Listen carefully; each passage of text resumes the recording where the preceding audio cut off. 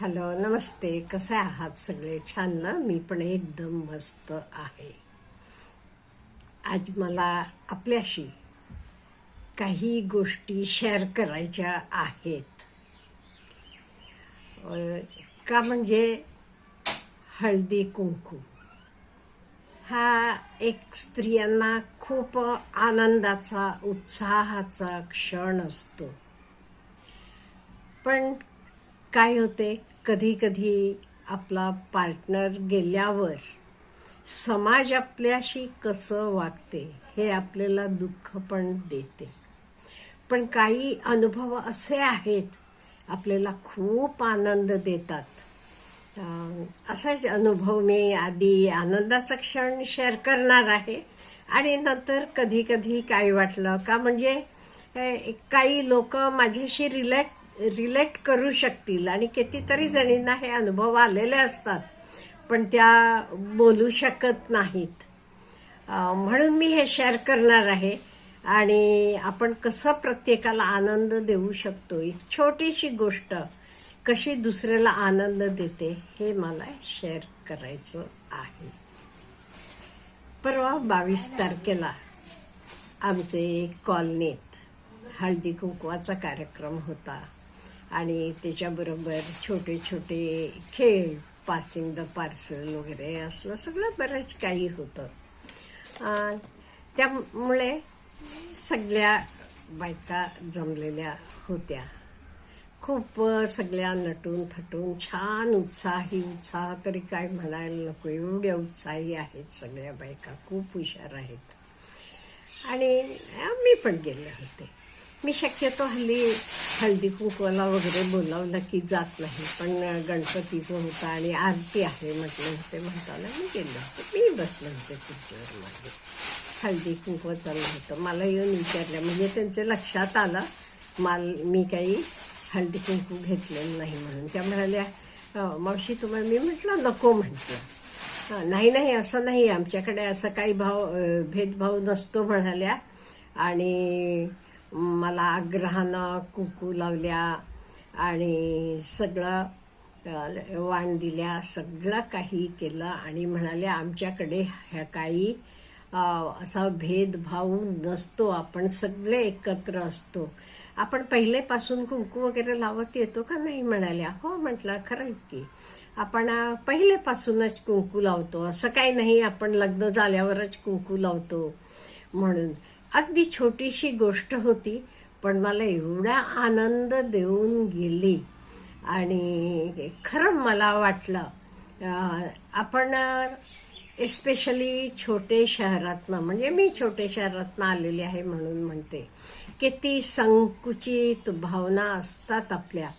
एवढंच नाही, आपले जवळचे, अगदी खूप जवळचे रिलेटिव्ह सुद्धा हा भेदभाव करतात, तेव्हा खूप दुःख होते हो. कित्येक वेळेला मला अनुभव आहे का, म्हणजे मी आपल्याला सांगितले 13 साली माझे मिस्टर गेले, म्हणजे 13 सालानंतरचे हे अनुभव सांगते. तोपर्यंत सगळीकडे हळदी कुंकवाला ह्याला त्याला बोलावलं जायचं. हे गेल्यावर, आणि हे जानेवारी 25ला गेलेत म्हटलं मी, त्यामुळे नंतर लगेचच हळदी कुंकू आहे. पण मला बोलवलं जात नव्हतं. आपल्याला कारण माहीत आहे, त्याच्याबद्दलही मला हरकत नाही, मला काही वाटत नाही, बोलावलं नाही. अहो, कुठे आपले जवळचे लोकांकडे गेले वेळा मी आणि माझ्याबरोबर आणि कोणी असलं तर ते बाकी सगळ्यांना कुंकू लावलं जायचं आणि मला एवढा टाळलं जायचं. खूप वाईट वाटायचं. एवढेच काय, आपण लग्न समारंभांना जातो, तिथे सुद्धा आपल्याला माहित आहे कसं हळदी कुंकू वगैरे लावतात. तिथे सुद्धा असं केलं जायचं का, म्हणजे गळ्यात मंगळसूत्र नाही ना, फक्त चेन घातलेली आहे म्हणून. पण मला इथे आल्यावर इथले बायकांचं वागणं, बोलणं, ट्रीट करणं मला खूप आनंद झाला हो.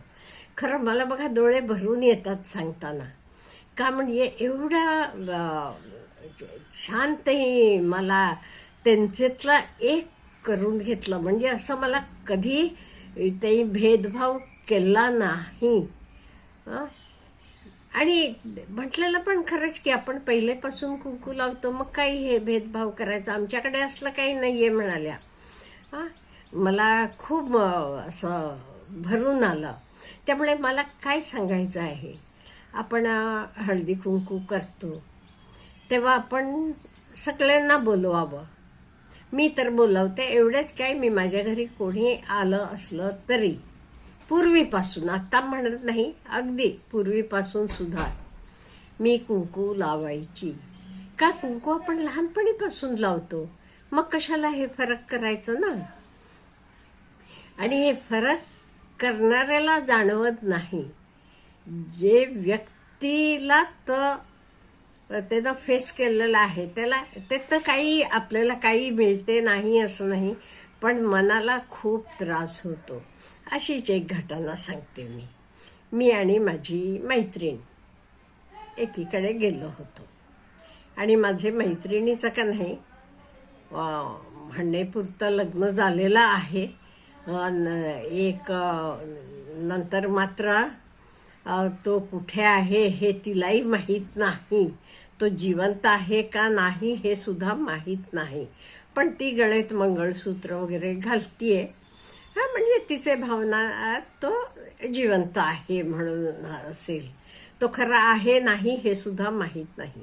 आणि आम्ही गेलो होतो तिथे. तिला त्या बाईनं कुंकू लावलं आणि मला फक्त नमस्कार केले. हे बघा, जे बाईचं नवरा तुम्हाला आहे नाही हे सुद्धा माहीत नाही, फक्त तिचे गळ्यात मंगळसूत्र आहे. आणि मी मंगळसूत्र घालत नाही. आणि मी मंगळसूत्र खरं घालत नाही, मलाही मनापासून. का तर माझे मिस्टरही घातलेलं होतं माझे गळे, त्यामुळे ते गेल्यावर तर काढून ठेवणं हे मलाही पटते. त्यामुळे मी मंगळसूत्र घालत नाही. त्यामुळे ह्या गोष्टींचं मला वाटते आपण जरा काळ बदलतोय तसं बदलायला पाहिजे. अहो, पार्टनर गेला तरी काही आपले फरक पडतो. आपण जेवण खाण सोडतो, आपलं काम करत असलो की ती कामं सोडतो, नोकरी करत असलो की नोकरी करतो, घरातलं करतो, बाकी काही फरक पडत नाही. मग एवढेत एका स्त्रीला वेगळं का वागवायला पाहिजे? तिचे मनाचा विचार करतो का कोणतरी? ह्याचं मला खूप वाईट वाटलं. आता तसं बघायला गेलं की मी स्ट्रॉंग आहे, मी बाहेर वावरते, मला लोक खूप मानतात, खूप प्रेम करतात माझ्यावर, मी धन्य आहे सगळ्या गोष्टींसाठी. तरी कधी कधी अशा आणि ह्या गोष्टी घडतात आपले लोकांमध्ये, ज्यांना आपण आपलं म्हणतो, आपले जवळचं म्हणतो, त्या लोकांकडनं हे घडते. आणि अशा वेळी का नाही वाईट वाटते. हो, खरंच वाईट वाटते. ते का कुंकू लावण्यावर काय आहे नाही ही गोष्ट वेगळी. तुम्ही दुसरे बाईला बरोबर असलेला कुंकू लावता आणि आपल्याला सोडता का?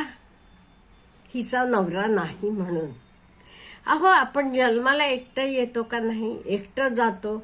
आपण लग्न झालं म्हणजे कुठेही नवरा बायको दोघंही एकदम अगदी ऍक्सिडेंटली गेले तरच जातात, नाही ते कोण आधी जाते कोण नंतर जाते. पण मला वाटते माणूस म्हणून आपण वागवतो ना एका स्त्रीला, तिचा नवरा गेलेला असला तरी एक स्त्री म्हणून आपण तिला बाकी स्त्रियांसारखंच वागवायला पाहिजे.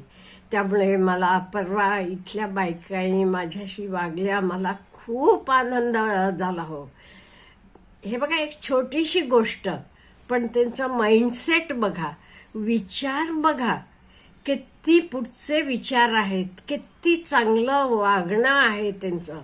ह्यातनं मला खूप आनंद वाटला.